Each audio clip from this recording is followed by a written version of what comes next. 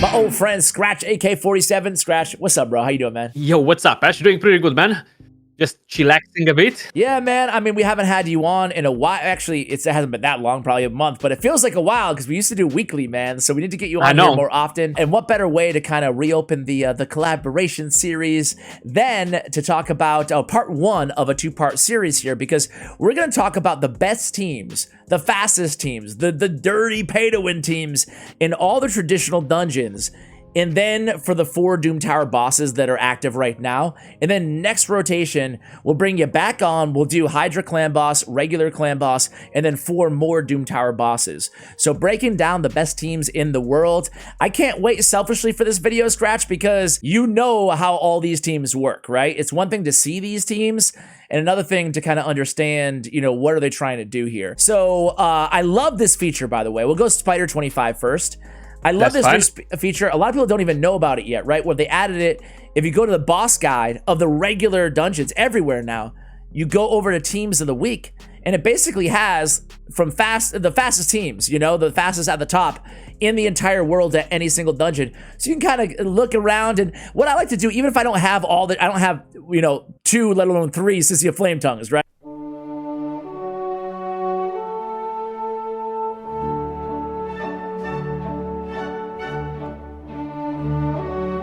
But it gives you ideas, right? Like, oh, this guy's using Armor Girl, fastest team. You know, he's using Paragon Cheese, using Renegade.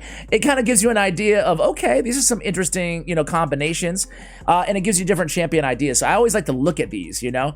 What do you think about this top team, man? That's a dirty team, right? That's actually a 9 seconds team. That's how dirty it is, right? Like 9 seconds on Spider 25. I remember when Spider 25, when the new dungeons came out, was like, nah, that's never gonna happen, you know? It's gonna take us like 30 plus seconds to farm this dungeon. Well, look at it, because it's 9 seconds actually, so... Why stun? Is that necessary to run in stun? The main idea is to don't get the spiderlings to make a move, you know? That's how you make it so fast. And having 3 stun stats plus, what's her name? Tumesia's skill that lands the stun and the HP burn is kind of like increasing the chance to make sure you're not getting resisted on any of the spiderlings with when you're landing the stun, you know? So that's why you have actually 3 stuns. Okay. So that actually helps a lot. And you see they don't have a lead CCA in the lead because they don't they don't want to have accuracy on the CCS, because that's gonna land the defense down, weaken, is gonna make more damage and kill the spiderlings, and that's not gonna detonate the HP burn on the boss. Is a bit of a weird way, the way it works with Sisia. Yeah. If I'm detonating the HP burn and killing a couple of spiderlings, that damage doesn't count on the boss for some reason. I'm still not.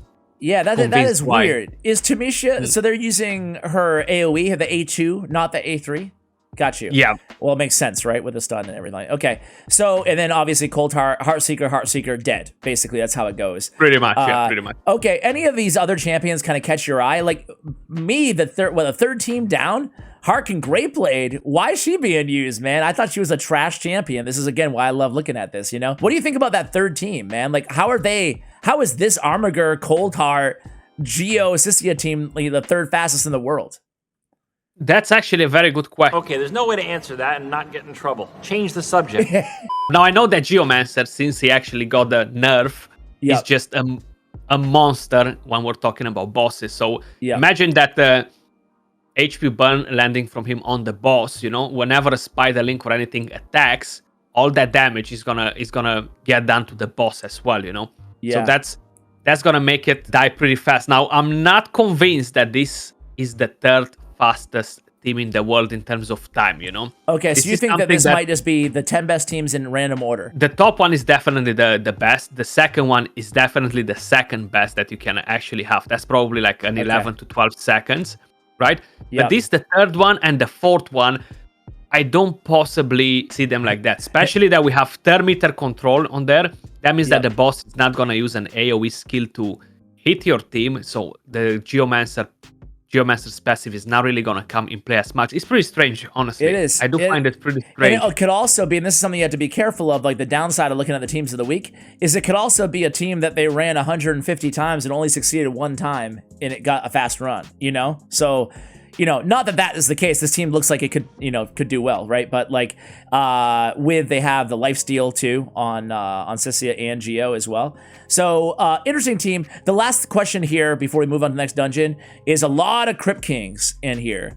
I didn't know that he was on the fastest teams, and this is another thing that like you're just like, oh wow, I didn't know he was on like the fastest teams. So how are you utilizing him? Just damage? No, so actually you don't want to have damage on any of these champions. Like you have the second team there with Ignatius.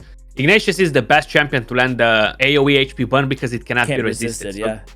So that means that you're going to land it on every single Spiderling. Now, the main thing with the Crypt King Graal is that he has the freeze, right? He's going to land an AoE freeze, which is going to help Sissia to have some damage mitigation, and is going to keep the Spiderlings in place, Okay. They're not gonna make moves unless he gets resisted. And he's actually a pretty solid champion. He can solo this business almost. He can do an amazing job.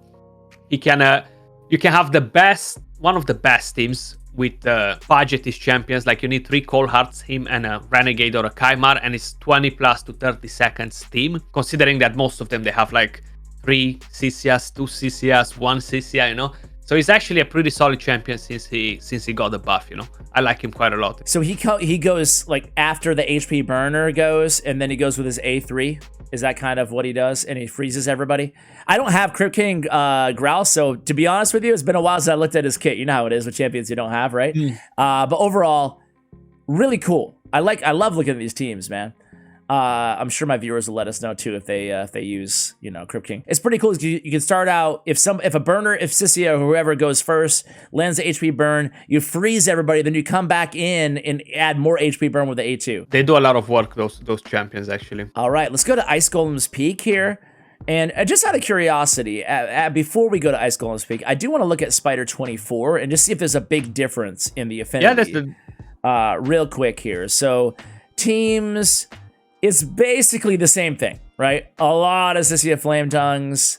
They're using Shiramani for the freeze on a couple of these teams. Some Tyrants, but for the most part, Achek. Or not Achek. What is it? Akash?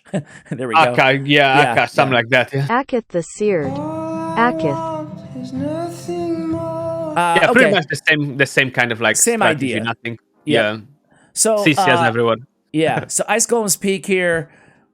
We'll probably go a little bit faster here. Well, we'll talk actually a little bit more in depth, and then I think that the Ice Golem strategy and the Dragon strategy is going to be identical. It's going to be like the poison, whatever. So Eleanorils with Calvalaxes with Solus on the #1 team here.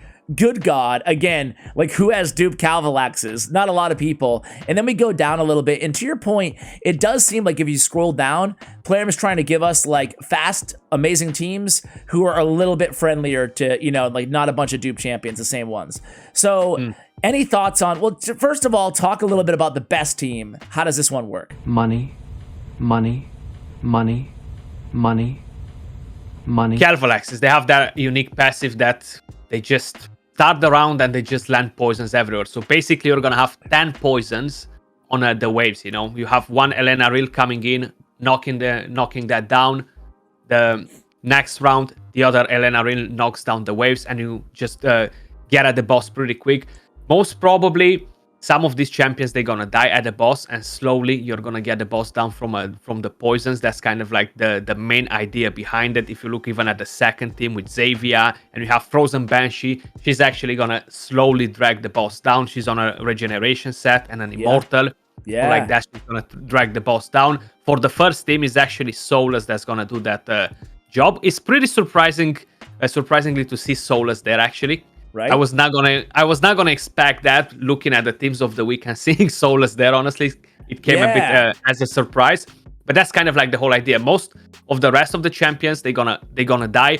If you have 5 champions alive, a lot of champions will be taking a lot of turns, and that's going to slow your run quite a bit. So the main idea is to have them a bit squishier. They die in 1 or 2 hits from the boss, and then one champion deals with the boss. I get it. And that's kind of what I do, but a way watered down version, right? So they go in, it goes Calvalax, start a turn 4 poisons, start a turn 4 poisons. One Eleanor instantly activates those poisons. Second round, same thing happens. The other Eleanor activates the poisons, and then everybody basically dies. Maybe you get 1 poison activation or 2 against the Ice Golem, and then Soulless or Banshee solos from there. Yeah, pretty much. Cool.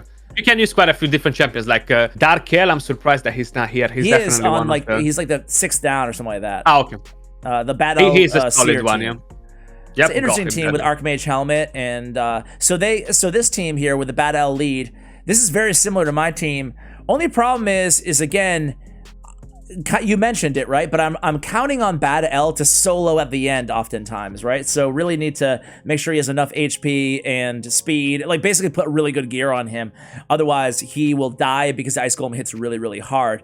And Seer runs on Ice Golem Skratch. I don't know if you use a Seer run or if you use a different strategy, but it can be dangerous stripping away all the buffs when you get to the actual Ice Golem, you know? What team do you run? Pretty similar team. So instead of having like Archmage in that team, for example, I have Eurogrim next to Battle. So I mainly have 2 champions alive as well, Eurogrim, Battle. The main secret here is to don't have War Master on most of the champions. If you have War Master, that's when you trigger the secret skill on the boss, and that's gonna get you knocked out. So if you don't have War Master, your team is gonna be more successful overall. Seer can still have a bit of an issue sometimes if she doesn't die early on, you know. But if you don't have War Master on the other champions, you're gonna be fine, you know. I haven't found like the perfect combo personally for Ice Golem. I have teams that can get the job done, obviously, but I'm trying to look for that perfect speedrun team, you know, that can have 100% success rate but still be really fast. And the best I have is kind of, maybe I should go back and try Eurogrim again, but I swapped him out after the nerf, and I haven't really tried him because it wasn't working immediately after the nerf. And I added Skartorsis in instead, which is nice because the team is staying alive, so it's Skartorsis, Battle, Khazar, Kymar, Lydia, and Seer. But it's taken a little bit longer, obviously, you know, to do. Anyway, that's Ice Golem. I imagine Dragon will be very, very similar.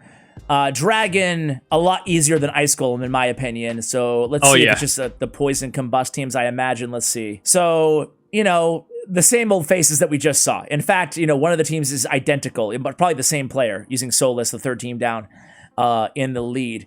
But really a lot of poison explosion teams. When we scroll down, though, we do see some interesting, like, look at this double Armiger in Reflex with Lydia, Kymar, and Seer. That's a kind of interesting team. So basically, the damage on bosses is capped. It has a cap from enemy max HP hitters. So that's why people use Armiger over Septimus or Coldheart. The cooldowns on Armiger and Affinity is just awesome. And it has a pretty fast animation too. So Armiger is actually a very, very good champion to use on a Dragon 25, you know. And you're right, because obviously in Reflex, being like really key to the strategy, you have a 40% chance of just going back to back with the A2 because on a 2-turn cooldown. That's a really interesting strategy to try for you guys out there who's looking for something a little bit less, pay to win like the other ones. Let's look at Fire Knight Skratch. So Fire Knight 25, best teams we have. All right, so double Cold Heart, Seer kind of strategy there. That's tough to pull off though, man. Like, or maybe it's not. What do you think? Do you think the gear threshold is really high on that? Like 2 Relentless with Cruel.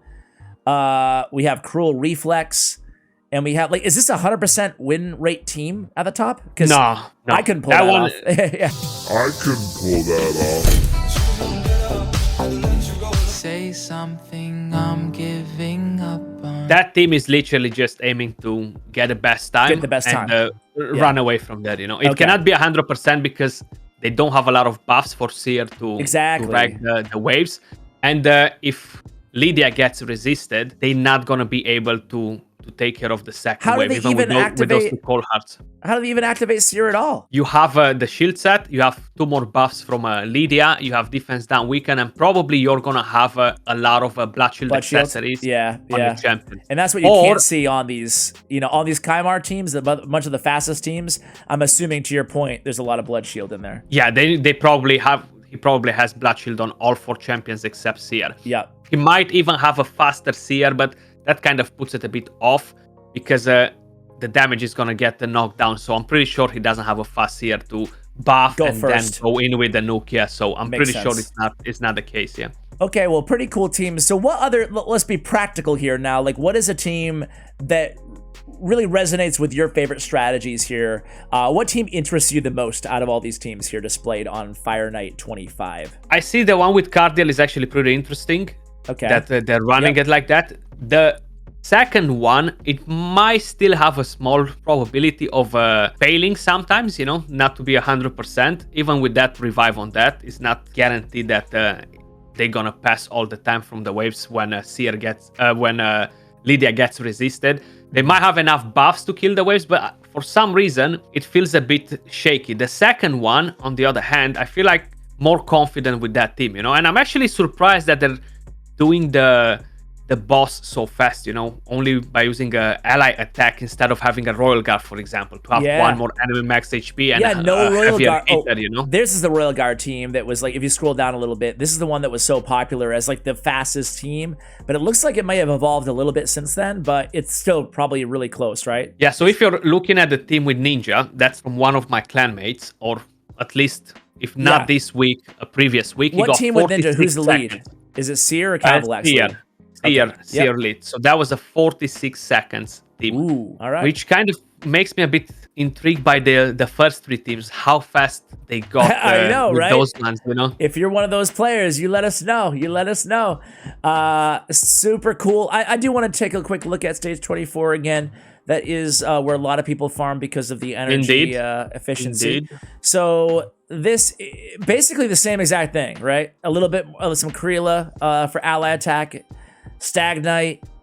I mean, this is kind of a cool team. The second to last team, and the last team, but the second to last team, very kind of only one legendary. But I didn't realize people were using Blind Seer a lot on Fire Night. Sorry. So it's because of her A1, she has a bit of a chance to decrease the thermometer, nothing near Allure. She buffs a lot, and you have the revive, the shield from her, and that helps you on the boss in case if anything goes wrong. So that will ensure that your team is still gonna do the job 100% because she's gonna be able to revive with block damage. You're gonna be able to knock down the shield, And that's my problem as well. I shouldn't say problem, but I have a really obviously good team, 100% success rate, but I have Duchess in there as lead because of dying, right? So because I need Allure, or at least I feel like I do. Maybe I don't seeing these teams, right? But I run Seer, Allure, Kymar, Lydia, Duchess, and again, that's probably around a 2-minute team, so way slower than, these OP, whatever teams, speedrun teams. Let's move to the Doom Tower bosses here. Skratch. Let's start out with, I'm just gonna go, I'm not sure, are you up to date on Doom Tower right now or no? Yeah, I'm all the way to 70? what I am. 70, correct. Okay, me too. Perfect. So let's start with the Celestial Griffin. And again, go to Teams of the Week. A lot of ally attack going on, and I imagine this is going to be the case for a lot of stuff here. So when you talk about the Griffin, what are you seeing here in terms of the key kind of fundamentals to these teams? So basically, if you want to speedrun this, you need Ninja. Damage! Look at the damage! The sheer girth of the Ninja legend. Man, I'm enslaved. Ninja or Elena, really, they're actually very important champions. I'm surprised that there are not many Elena reels in the top, but I see Ninja is kind of like every the dominant. Team almost, yeah. Yeah. We always booty clap you, hitting you once, hitting you twice. Okay, we get it. Then you want to have a lot of heavy hitters. Ally attack is helping you a lot to kind of like brute force the boss, to have a lot of damage. You have Candy that hits super hard with the A1. You have Tranda that hits hard on the waves and on the boss as well. No revive, so even if some of those champions die, it's just not going to be a problem because Ninja is going to take care with the HP burn. Is going to take the boss down pretty quick, actually. And I imagine these Ghostborns on all these teams, we're seeing like a surprising amount of Ghostborn. Obviously unique because he has the unresistible decreased defense. But on these Ghostborn, are they building them, do you think, like just flat out, all out nuke? Yeah. Okay. That's how I have mine as well. Like if you see the first one as well is in Savage and crit damage set. Yep. You want them to deal some damage while they land the defense down, while they give you attack up to. because a lot of people forget about his increased attack, which is actually pretty solid. But overall, yeah, he's actually pretty nasty. Cool, man. I see Sinesha being used as well. Pretty cool. I also see a Martyr in Fury set. Interesting at the very bottom there. So I like how you can see the artifact sets that these players are going with here. But, you know, to your point, a lot of ally attack, a lot of Longbeard. If not Longbeard, of course, going Creelist is fine as well, or whomever you have. Let's go to the Scarab King. So the fastest Scarab King teams, I just basically one-trick it with Urost. You know, I don't know what you do, but let's go to the best. Same, yeah. Okay, I want to go to the teams of the week again. So this one is crazy. Why are two of the top teams, or a lot of the top teams, I had no idea they're using Yarkarl the Scarab here. Why are we using him? I thought he was useless. That's a good... What do I think of him? I think there's a lot to think. That's actually a very good question, but I'm gonna quickly check if we're gonna look at the best teams, right? Yeah, let's look at the best teams here. Because that changes, you see, it's not the same team anymore. So and that's I wonder kind why, of like... Yeah, I wonder how they go with teams of the week then. This is on turns, right? If you go at best teams, it's turns, and the other one might be on time. I feel like that's the difference. You know what? You might be right there. Because look at like the 6-turn team. Are you kidding me? You know? That's interesting. So let's stick with the teams, because these are like 2 champion teams, some of those. That's why the turns are so low as well. Exactly. Which, to your point, in all the teams of the week have 5 champions. So I think you might be right there. Or it could be you need 5 champions to make the teams of the week. Otherwise, what are they going to do? Include 1-2 champions on here? So either way, Yarkarl, like one of them is only 5-star with 1 ascension. So I'm almost thinking, what is his aura? I'm gonna is increased attack, but what I'm gonna check right now is to see what exactly he has in terms of passives or kits. You know, something that helps him. It's got to be something there. This is again, like this is probably the 5th time I've said it. People are probably sick of me saying it, but this is why I love doing this, because you're just like, oh, interesting. I want to go check out Yarkarl the Skratch. What is he doing here? Decrease speed, still stir meter, right? And that's about it, mate. Like, it's all about freeze, but we have the decreased speed on the A2 and 100% chance to steal the turn meter, you know, so that's a bit 100% turn meter. Yeah, I guess that's it, huh? You don't want to steal the turn meter. That's the thing, because you want the boss to take turns so the poisons kill him. If you're slowing the boss down, that's gonna slow down your run. So either it's just in there to troll, you know, could be. I think that might be the thing. He's in there to troll, I think. My viewers are very savvy as well, so they might have some ideas in the comments. But I think you might be right, because you do see that quite a bit too, right? It wouldn't be the first time. You see on some of these best teams, and you know, one of the key ways to see if it's trolling is if they're not ascended and not built up, not leveled up, and that is the case on the second team. Because the rest of the team here is basically get to the Scarab King and let Uros bleed him away, right? So I think the main reason why he's there is to give the attack lead for Ethos. Once you get at the boss is gonna hit, Yarkarl is gonna die. Yeah, you know, and that's it, because he has no gear. I wanted to come back to see if he has gear. He has no gear, so he's just a troll. He's there for the lead. He's gonna die, and he's gonna make all of us be like, "Why is that guy using Yarkarl? What is Yarkarl doing?" Right. And it looks like it's catching on. We got you baited, you know. We got you baited. Hey, you trolled us. Good job, whoever you are. You trolled us on a YouTube video. Let me ask you this: every single one of these teams, the fastest teams, has Uros, the Soul Cage, right? So what about my viewers who want to kind of optimize or make a fast run without Uros? What are they trying to do instead? Like, can you use Taragi the Frog in such a role? Can you use, you know, Cornelia in a toxic set? Like, I'm trying to think of who could solo the Scarab King once you get there, because this is what all these teams are doing the same thing, right? They're just nuking the waves, and then your Uros is soloing. Yeah, so it's pretty hard for a lot of champions to solo this boss with poisons, you know, like Uros is kind of like the boss of it. Yeah. I know that we have other champions that can solo the boss, but not with poisons. I'm 100% sure it's another one, but honestly, my mind is just blanked right now. Yeah, I can't remember which other champion. I'm pretty sure there is another one that was doing it in a very similar way, but I'm not gonna say a name because I cannot remember it 100%. Okay. Vergis can do it, but in a different way, and it's not fast, you know. But yeah. Well, we have Agalins on my team is the fastest team with 83 turns, and he used Valkyrie, Phoenix, Coldheart, Armiger, and Allure. So a lot of like control there with the shield and the counterattack. So there's definitely ways to do it, but unfortunately, it's mostly, as you guys can see, Earls of Soul Cage. That's what I use as well. I imagine you do too. Yeah, of course. It's like honestly the easiest thing to do. Just chuck. You just put him in actually, there. Yeah. You have. I remember the champion. It's not Poison, right? It's was a fusion man. The lizard man, the big guy, King Varl or something. King Garage. King Garage. I'll tell you now the name. Let me just check it. It was a fusion. Vargal. Oh, Vargal. He can do it now after since his the buff, right? Yeah. Okay. Yeah, exactly. I knew there was another one, but I couldn't remember which other champion. Dreadhorn. So I now use Cornelia solo.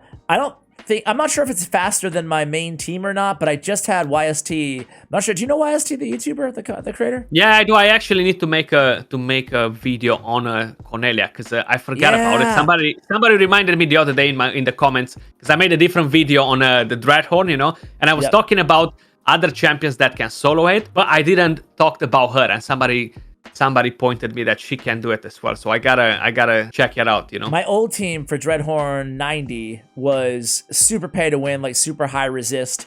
My best team here is so slow as well. So that's the same team I use.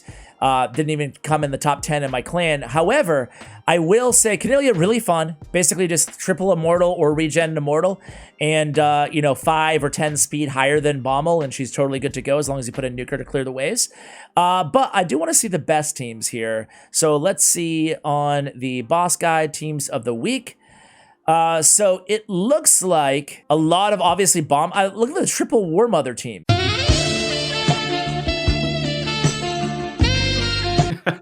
Somebody loves the big mama. Yeah, right. So she's getting some love somewhere, right? But I see a lot of ally attack. I see a lot of Vizier. I see some Vogoth. Quite a lot of Vogoth being used here. Vogoth keeping everybody alive. Any other observations here from these teams? Those bomb teams are pretty interesting. Bombs do a bit of damage on the boss. I am actually a bit surprised that the first team manages to stay alive and kill the boss, even with a reset from Kymar. It's probably not 100%. It's probably one of those things again, right? Yeah, I'm very convinced that the first one and the second one are one of those things. Now, the third team, on the other hand, Vogoth, you see they're both on regeneration. They're gonna keep the team alive. And what's gonna happen there is that Geomancer is gonna put up a very, very good work there, and that's how everything is gonna play out overall. I'm using something very similar. I'm using bombs and Geomancer together, and deflection on my Vogoth, so I make it like a 2 minutes farm, So on this team, on this third team down, to me this is the most interesting team that I've seen on this list. So on this third team down, and they have Avenging also, which is cool on Skullcrown. Is Bommel critting all that much? Would they be better off with Retaliation? I think she's mainly like that for the waves, probably, Okay, and that's a good point. I have a feeling he's using her somewhere. I have a feeling he's using her somewhere else, not only here. Maybe it's the arena build, and he just put her in there for the waves. So with 2 Vogoths, are these 3 champions all staying alive? Is that enough to heal them throughout the entire battle with every bomb? Oh, that's really cool, man. All right, cool. If they have a good amount of HP, so they don't get one-shotted, they're gonna stay alive. Yeah, I really like that team. All right, so we have the last champion, Dark Fae, of the video. And when we go to best teams, first of all, what team do you use on Dark Fae? On the Dark Fae, I'm actually using Hundig, Allure, Coldheart, Royal Guard, and I'm running Lysandra. I like that. I actually just I made a video the other day, Skratch, about my only, as if it's not a lot, but I have 5 champions that are fully empowered on my account, and I just threw them all together, and it turns out it can full auto Dark Fae, which nice. I wasn't able to do with my old team. I always had to go in there, when we get to our own champions, and go in there, take it off auto. And obviously everybody wants to auto farm Dark Fae. Are you able to auto with your team? Yeah, mine is full auto. That's why, cool. And it has a very good win rate as well. Awesome, 99.99%. Perfect. All right. So anyway, top teams. We have a lot of ally attack here, right? Which is no surprise. I think every team has an ally attack on it. I guess if you go down a little bit and you see some exceptions there. The team that I'm kind of interested in here is probably the one with Ninja and an Inquisitor Shamil, right? Like that's kind of a cool team with Fushan as well. Do you think all these teams are full auto or no? Most of them they are, but I would say a lot of these teams, you try them out, right? They're gonna fail one time, 2 times, but then eventually it will do the job, you know. So if you retry it can go on full auto, every single one of them. You see there are a lot of Hundigs in here. He's honestly the best champion for the job because of the A1 resets the skill, and then he can AoE the mirror copy team, and that actually helps a lot to ensure that you're going to be able to do it on auto. Because the main issue with this boss is you get at the boss on auto and you don't have the right skills on cooldown, while the mirror copy has everything available, you know. So that's kind of like the problem. Any other ways to get around that you found? Because I'm sure my viewers are I'm sure almost everybody are having the same issue, right? Where they get to they can't do it on full auto, you know? Unfortunately, there are not many teams that ensure you a high win rate on auto.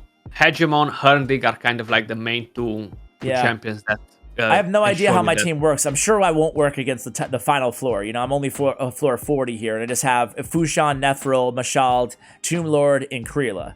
And I don't know how it works, but it works. I mean, sometimes we take some damage. Sometimes I lose one of them, but I haven't failed yet. But again, as I get to floor 120, I'm sure that will be a different story, you know? But hey, man, those were all of the dungeons, I guess. We'll have you back on for part 2, bro, if you're willing to come back on talking about... Absolutely, mate. Absolutely. Yeah, the clan bosses and stuff like that. So, guys, hope you enjoyed the video. Skratch, thanks again for coming on. Guys, check out Skratch's information, Twitter, Twitch, YouTube. If you're not subscribed to Skratch already, what are you waiting for? It will be in the pinned comment and the description below. Skratch, thanks again, man. Not a problem. Peace. Peace, guys.